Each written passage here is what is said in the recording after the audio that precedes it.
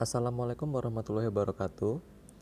Nama saya Muhammad Abdul Aziz. Di sini saya akan menjelaskan mengenai PPh pasal 4 ayat 2 atau disebut juga PPh final. Objek pemotongan PPh pasal 4 ayat 2. Di sini terdapat 4 objek. Yang pertama, penghasilan dari persewaan tanah dan atau bangunan yang diatur dalam PP nomor 29 tahun 1996 dan direvisi menjadi PP nomor 5 tahun 2002. Yang kedua, penghasilan dari hadiah undian yang diatur dalam PP nomor 132 tahun 2000. Yang ketiga, penghasilan dari jasa konstruksi diatur dalam PP nomor 51 tahun 2008. Yang terakhir, penghasilan dari pengalihan hak atau tanah dan atau bangunan yang diatur dalam PP nomor 48 tahun 1994 dan direvisi menjadi PP nomor 71 tahun 2008. Semua objek tersebut dibayarkan oleh bendahara dengan tarif yang berbeda-beda. Yang pertama, penghasilan dari persewaan tanah dan atau bangunan itu dipotong dengan tarif 10% dari jumlah bruto. Yang kedua, penghasilan dari hadiah undian dipotong dengan tarif 25% dari jumlah bruto. Yang ketiga, penghasilan dari jasa konstruksi dipotong dengan tarif yang pertama yaitu pelaksanaan 2% dari jumlah bruto. Untuk yang memiliki kualifikasi usaha kecil 4% dari jumlah bruto. Untuk tidak memiliki kualifikasi usaha 3% dari jumlah bruto yang memiliki kualifikasi menengah dan besar. Lalu perencanaan dan pengawasan 4% dari jumlah bruto untuk yang memiliki kualifikasi usaha, 6% dari jumlah bruto untuk yang tidak memiliki kualifikasi usaha. Lalu yang keempat, penghasilan dari pengalihan hak atas tanah dan atau bangunan. Yang pertama, dipotong dengan tarif 5% dari jumlah bruto, kecuali kurang dari 60 juta. Yang kedua, dipotong dengan tarif 1% jumlah bruto, khusus untuk rumah sederhana dan rumah susun sederhana. Selanjutnya, objek pemotongan PPh pasal 4 ayat 2. Di sini terdapat 5 objek. Yang pertama, dari transaksi derivatif berupa kontrak berjangka yang diperdagangkan di bursa yang diatur dalam PP nomor 17 tahun 2009.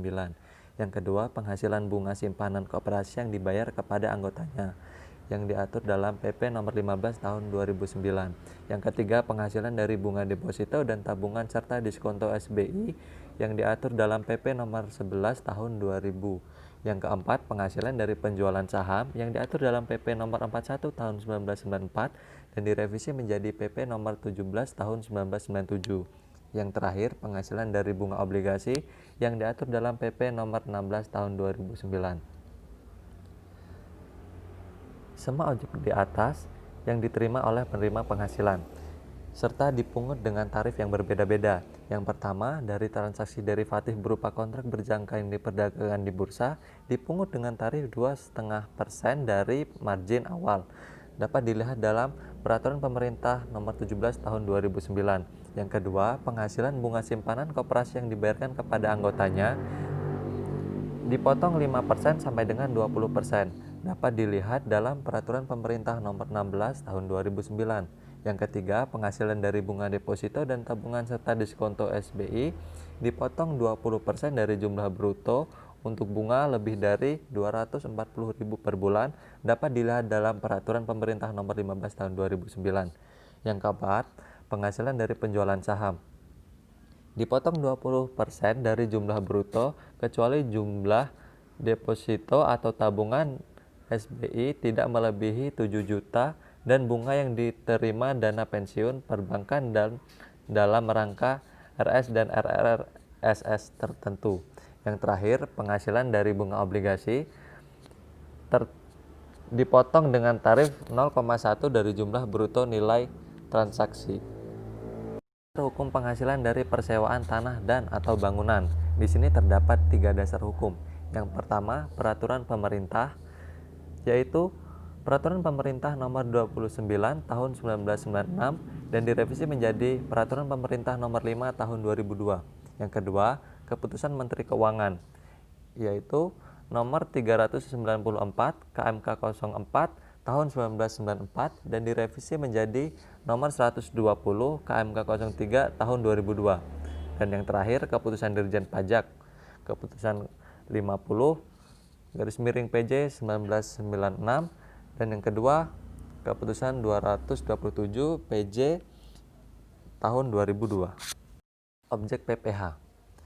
Penghasilan yang diterima atau diperoleh oleh orang pribadi atau badan dari persewaan tanah dan atau bangunan dapat berupa tanah, kondominium, rumah, gedung perkantoran atau rumah susun, pertemuan, pertokoan, rumah toko termasuk bagiannya, apartemen, rumah kantor, toko, gudang, dan bangunan industri. Tidak termasuk objek persewaan tanah dan atau bangunan yang merupakan objek pajak hotel dan restoran pajak daerah, yaitu pelayanan yang disediakan dengan pembayaran di hotel atau restoran, termasuk yang pertama, fasilitas penginapan atau fasilitas tinggal jangka pendek. Yang kedua, pelayanan penunjang sebagai kelengkapan fasilitas penginapan atau tinggal jangka pendek yang sifatnya memberikan kemudahan dan kenyamanan. Dan yang ketiga, jasa persewaan ruang untuk kegiatan acara atau pertemuan hotel. Pelunasan PPN. Penyewa terdapat dua subjek. Di sini orang pribadi dan orang pribadi yang ditetapkan oleh Ditjen Pajak. Untuk orang pribadi meliputi bukan subjek pajak, pembayaran dilakukan sendiri oleh pihak yang menyewakan. Yang kedua, orang pribadi yang ditetapkan oleh Ditjen Pajak meliputi badan pemerintah, subjek pajak badan dalam negeri, penyelenggara kegiatan, bentuk usaha tetap, kerjasama operasi, perwakilan perusahaan luar negeri lainnya. Dilakukan pemotongan oleh penyewa. Dasarnya tarif persewaan tanah dan atau bangunan. Di sini yang menyewakan terdapat tiga subjek. Yang pertama orang pribadi, yang kedua badan, dan yang ketiga badan dengan kepemilikan pribadi. Ketiga subjek tersebut memiliki persentase pemotongan yang sama, yaitu 10% dari jumlah bruto nilai persewaan. Dengan catatan, semua jumlah yang dibayarkan atau terutang oleh penyewa dengan nama dan dalam bentuk apapun yang berkaitan dengan tanah dan atau bangunan yang disewakan termasuk biaya perawatan, biaya pemeliharaan, biaya keamanan, biaya fasilitas lainnya, dan service charge baik yang perjanjiannya dibuat secara terpisah atau disatukan. Kewajiban penyewa sebagai pemotong pajak. Penyewa sebagai pemotong pajak wajib memotong PPh pada saat pembayaran atau terutangnya sewa dan memberikan bukti pemotongan PPh final. Lalu menyetorkan PPh yang telah dipotong dengan menggunakan SSP pada bank persepsi atau kantor pos selambat-lambatnya tanggal 10 bulan berikutnya setelah bulan pembayaran atau terutangnya sewa. Lalu melaporkan pemotongan atau penyetoran kepada kepala KPP setempat selambat-lambatnya tanggal 20 bulan berikutnya setelah bulan pembayaran atau terutang sewa. Dengan catatan, dengan laporan pemotongan atau penyetoran PPh atas persewaan tanah dan atau bangunan dengan dilampiri yang pertama lembar ketiga SSP, lalu lembar kedua bukti pemotongan. Berikut adalah contoh formulir SPT masa PPh pasal 4 ayat 2. Berikut adalah contoh formulir daftar bukti potong PPh pasal 4 ayat 2. Dan berikut adalah contoh formulir bukti potong PPh pasal 4 ayat 2.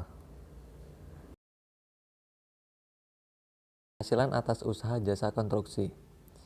Dasar hukumnya yaitu Peraturan Pemerintah Nomor 51 Tahun 2008 dan perubahannya yaitu Peraturan Pemerintah Nomor 40 Tahun 2009 berlaku pada 1 Agustus 2008. Jasa konstruksi adalah layanan jasa konsultasi perencanaan pekerjaan konstruksi, layanan jasa pelaksanaan pekerjaan konstruksi, dan layanan jasa konsultasi pengawasan konstruksi.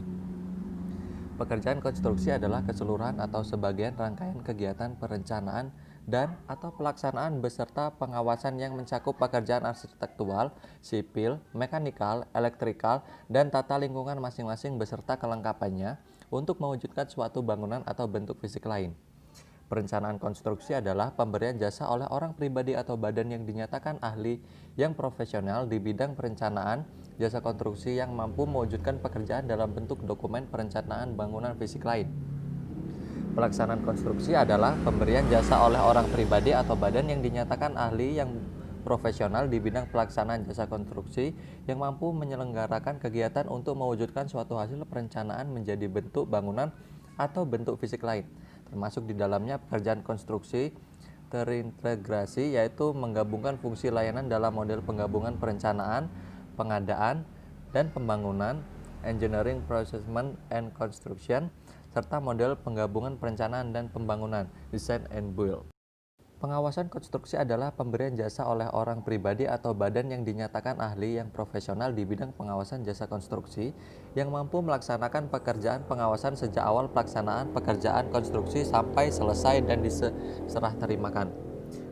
Pengguna jasa adalah orang pribadi atau badan termasuk bentuk usaha tetap yang memerlukan layanan jasa konstruksi. Penyedia jasa adalah orang perseorangan atau badan termasuk bentuk usaha tetap yang kegiatan usahanya menyediakan layanan jasa konstruksi baik sebagai perencanaan konstruksi, pelaksanaan konstruksi, dan pengawasan konstruksi maupun sub-subnya.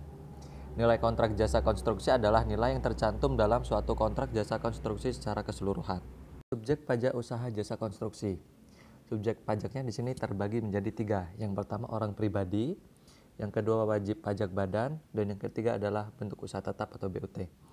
Yang bergerak di bidang yang pertama jasa perencanaan konstruksi, yang kedua pelaksanaan konstruksi, yang ketiga jasa pengawasan konstruksi. Tarif dan dasar pengenaan PPh usaha jasa konstruksi. Imbalan jasa konstruksi yaitu PPh final dibagi menjadi 2, yaitu jasa pelaksanaan dan jasa perencanaan dan pengawasan. Untuk jasa pelaksanaan sendiri memiliki 3 subbab. Yang satu memiliki kualifikasi usaha kecil dengan tarif 2%. Yang kedua yang tidak memiliki kualifikasi usaha dengan tarif 4%. Dan yang ketiga yang memiliki kualifikasi usaha menengah atau besar. Untuk jasa perencanaan dan pengawasan sendiri memiliki 2 sub. Yang pertama yang memiliki kualifikasi usaha dengan tarif 4%, dan yang kedua yang tidak memiliki kualifikasi usaha dengan tarif 6%. Dari jumlah pembayaran atau jumlah penerimaan yang merupakan bagian nilai kontrak tidak termasuk PPN. Pelunasan PPh usaha jasa konstruksi dari pemberi hasil terbagi menjadi 2. Yang pertama meliputi badan pemerintah, subjek pajak dalam negeri, penyelenggara kegiatan, BUT, kerjasama operasi, perwakilan perusahaan luar negeri lainnya, orang pribadi yang ditetapkan oleh Ditjen Pajak. Pelunasan PPh melalui pemotongan oleh pemberi hasil. Yang kedua, pajak pribadi bukan subjek pajak. Pelunasan PPh melalui penyetoran sendiri oleh pemberi jasa. Kekurangan PPh usaha jasa konstruksi dari pemberi hasil yang meliputi badan pemerintah, subjek pajak dalam negeri, penyelenggaraan kegiatan, BUT, kerjasama operasi perwakilan perusahaan luar negeri, orang pribadi yang ditetapkan oleh Ditjen Pajak, dan yang kedua orang pribadi bukan subjek pajak, pelunasan melalui penyetoran sendiri oleh penyedia jasa. Kekurangan PPh usaha jasa konstruksi tidak dilunasi. Selisih PPh tidak dibayar pengguna jasa mengakibatkan tidak terutang PPh final, namun dengan syarat dicatat sebagai piutang yang nyata-nyata tidak dapat ditagih. Terdapat dalam pasal 6 ayat 1 huruf H UU PPh. Yang dikenakan PPh final apabila piutang tersebut dapat ditagih kembali. Penghasilan lain yang diterima wajib pajak yang bergerak di bidang usaha konstruksi. Yang pertama, penghasilan di luar negeri yang pajaknya terutang dan dibayar luar negeri dapat dikreditkan terhadap pajak yang terutang berdasarkan Undang-Undang PPh. Yang kedua, penghasilan lain di luar usaha jasa konstruksi dikenakan tarif berdasarkan UU PPh, wajib melakukan pencatatan terpisah atas biaya yang timbul. Yang ketiga, keuntungan atau kerugian selisih kurs dari kegiatan usaha jasa konstruksi termasuk diperhitungkan nilai kontrak, dikenakan PPh final. Tata cara pemotongan, penyetoran, dan pelaporan PPh oleh pemberi hasil. Pemberi hasil yang ditunjuk sebagai pemotong wajib memotong PPh pada saat pembayaran uang muka dan termin dan memberikan bukti pemotongan PPh final. Lalu menyetorkan PPh yang telah dipotong dengan menggunakan SSP pada bank persepsi atau kantor pos selambat-lambatnya tanggal 10 bulan berikutnya setelah bulan pembayaran imbalan. Lalu melaporkan pemotongan atau penyetoran kepada KPP setempat selambat-lambatnya tanggal 20 bulan berikutnya setelah bulan pembayaran imbalan. Dengan catatan, laporan pemotongan atau penyetoran PPh atas penghasilan dari usaha jasa konstruksi dengan dilampiri lembar ketiga SSP, lembar kedua bukti pemotongan. Tata cara penyetoran dan pelaporan PPh oleh pemberi jasa. Kewajiban pemberi kerja yaitu menyetor sendiri PPh terutang ke bank persepsi atau kantor pos dengan SSP selambat-lambatnya tanggal 15 bulan berikutnya.